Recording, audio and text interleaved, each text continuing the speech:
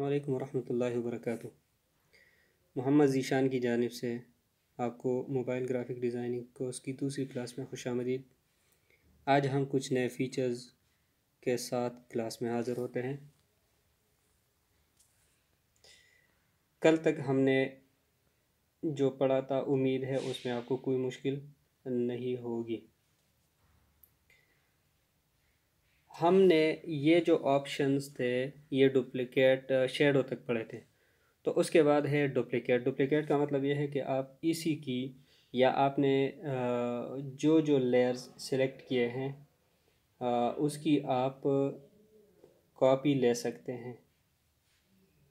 मसलन इसकी कॉपी लेकर आप किसी और जगह इसको लगा सकते हैं। उसके बाद है ओपेसिटी। ओपेसिटी का मतलब ये है कि अगर आप इसे कम करते हैं तो जो इसका बैकग्राउंड है वो नज़र आने लगता है।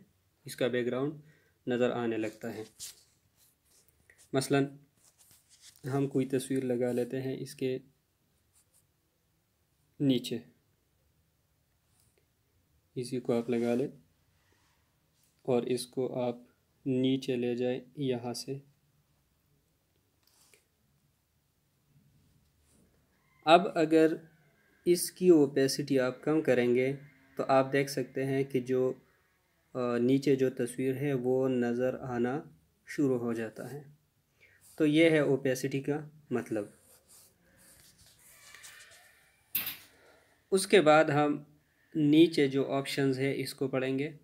सबसे पहले फ़िल्टर। फ़िल्टर में हम इसकी जो ब्राइटनेस है, कंट्रास्ट है, या इस पर कोई एक कलर हम अप्लाई करना चाहते हैं तो कर सकते हैं। मसलन ब्राइटनेस अगर आपको लगता है कि इस पिक्चर की ज़्यादा है तो आप यहाँ से कम कर सकते हैं। मसलन आपको लगता है कि इस जितनी ब्राइटनेस जो है वो काफ़ी है और अच्छा इसके साथ नज़र आता है तो आप इसको अप्लाई कर सकते हैं। उसके बाद मसलन आप कोई ख़ास कलर इस पर अप्लाई करना चाहते हैं, जैसे कि रेड कलर, तो ये आप देख लें कि पूरी पिक्चर के ऊपर जो है इसका असर पड़ेगा, रेड कलर का असर पड़ेगा। उसके बाद ग्रीन कलर को आप ले सकते हैं, कई मल्टीपल कलर्स को आप ले सकते हैं। इस पूरी तस्वीर को जो है आप ब्लर कर सकते हैं, ये देखिए, या इसके ऊपर जो है आप नॉइस को अप्लाई कर सकते हैं। ये तमाम तर चीज़ें जो है आपको फ़िल्टर्स में मिलेंगी। उसके बाद अगर आप ये चाहते हैं कि मैं ये तमाम तर जो मैंने चेंजेस किया है ये मैं नहीं अप्लाई करना चाहता हूँ, तो आप क्लियर ऑल से दोबारा पिछली हालत पर जा सकते, पहली हालत पर जा सकते हैं। उसके बाद है क्रॉप। क्रॉप जो है ये बिल्कुल तो मालूम है, इसमें कोई मुश्किल नहीं होगी, यानी कि पिक्चर का कोई हिस्सा काटना। मसलन ये हमने ये हिस्सा सेलेक्ट किया तो अप्लाई क्रॉप के बाद जो है यही हिस्सा रहेगा, बाकी डिलीट हो जाएगा। उसके बाद है इरेज़र।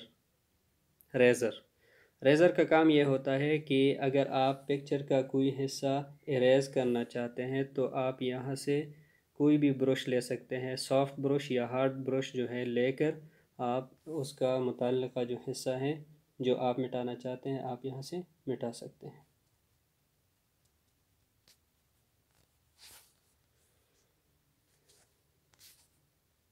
इसके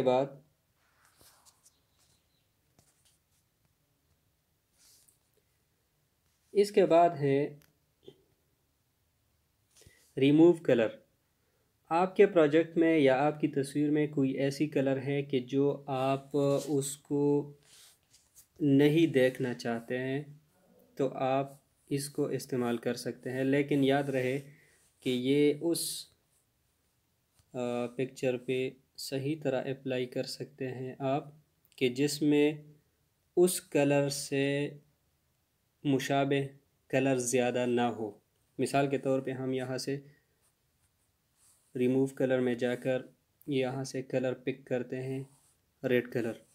उसके बाद हम इसको रिमूव करेंगे तो जितना हम इसकी टॉलरेंस जो है वो बढ़ाते हैं तो ये साथ साथ दूसरे कलर को भी मिटाना शुरू हो जाता है। जैसे कि ये अब देख ले, अब ये तस्वीर पर असरअंदाज होने लगता है, क्योंकि अब इसकी टॉलरेंस जो है वो ज़्यादा हो जाता है, तो उसकी वजह से बाकी कलर भी ये मिटाने लग जाता है।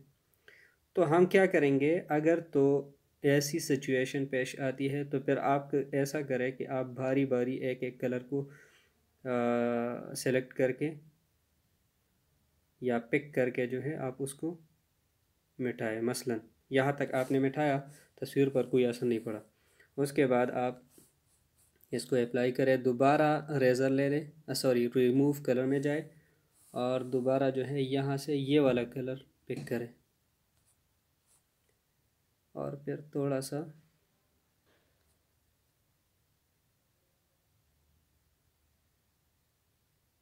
यहाँ तक आपने रिमूव किया। अब फिर से जाए इधर और अब आप ये वाला कलर यहाँ से उठाए। ये उठाने के बाद आप इसको रिमूव कर सकते हैं।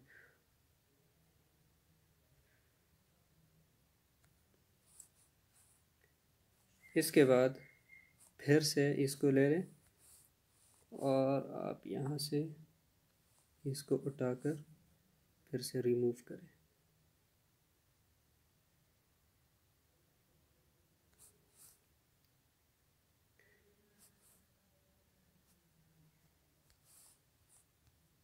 तो इस तरीके से ये होगा कि आपका काम भी हो जाएगा और जो तस्वीर है वो भी असरअंदाज नहीं होगी। इसको पिक करें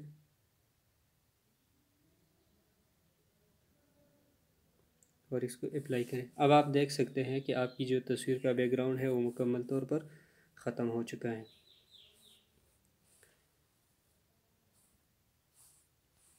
इसके बाद ब्लेंड कलर्स हैं। अगर आप अपनी मुतल्लका तस्वीर पर कोई ख़ास कलर चढ़ाना चाहते हैं तो आप इस टूल को इस्तेमाल कर सकते हैं। मसलन यहाँ से आप ये कलर उठाएं और ये इस पर आप चढ़ाना चाहते हैं तो ये देख लीजिए कि पूरी तस्वीर पर ये भी अप्लाई होगा।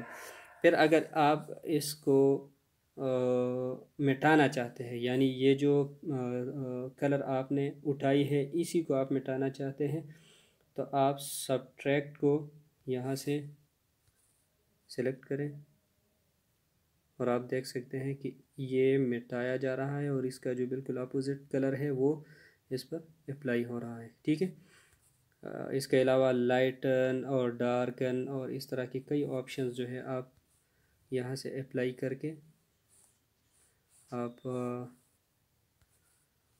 उसकी प्रैक्टिस कर सकते हैं। ये आप देख सकते हैं कि बहुत हल्की इसमें चेंजेस आती हैं। इसके बाद आखिर में है स्क्यू। स्क्यू का मतलब ये है कि आप इसको टेढ़ा करना चाहते हैं, तो ऊपर नीचे की तरफ अगर आप टेढ़ा करना चाहते हैं तो यहाँ से, और अगर दाएं बाएं आप इसको टेढ़ा करना चाहते हैं तो एक्स को आप सेलेक्ट करें और अब इसको आप टेढ़ा कर सकते हैं यहाँ से।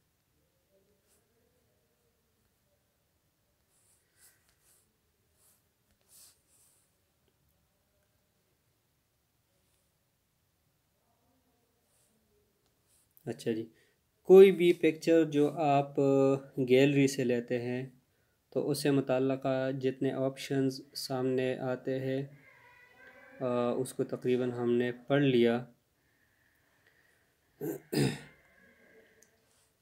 अलबत्ता आज हम एलाइन को थोड़ा सा दोबारा पढ़ लेते हैं, तफसील के साथ हमने नहीं पढ़ा था कल, क्योंकि हमारे पास ज़्यादा जो लेयर्स थे वो उस वक़्त मौजूद नहीं थे।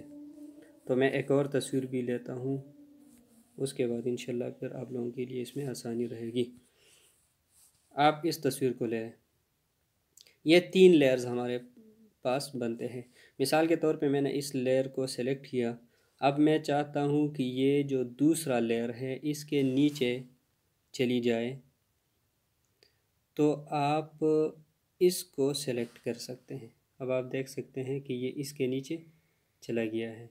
ठीक है, लेकिन जो तीसरा लेयर है उसके नीचे नहीं है। लेकिन अगर आप ये चाहते हैं कि भाई ये जो तस्वीर है ये मैं तमाम लेयर्स के नीचे ले जाना चाहता हूँ, चाहे 15 लेयर्स है चाहे 20 लेयर्स है, तो आप यहाँ से उसको नीचे नीचे ले जा सकते हैं। अब आप देख सकते हैं कि ये मोबाइल वाले लेयर से भी नीचे है और ये बच्चे की तस्वीर से भी नीचे चली गई है। अगर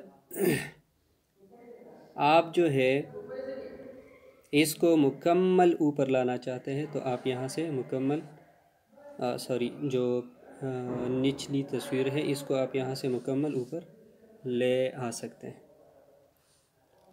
तो इसके साथ जो तस्वीर से मुतल्लक़ जितने ऑप्शंस हैं वो मुकम्मल हो चुके हैं। कल इंशाल्लाह हम मज़ीद चीज़ें पढ़ेंगे। तो कल तक इसी तरह का आप लोगों ने होमवर्क करना है। उम्मीद है आज की क्लास मुफीद रही होगी। कल तक इजाज़त चाहूँगा। अस्सलामु अलैकुम वरहमतुल्लाहि वबरकातुहू।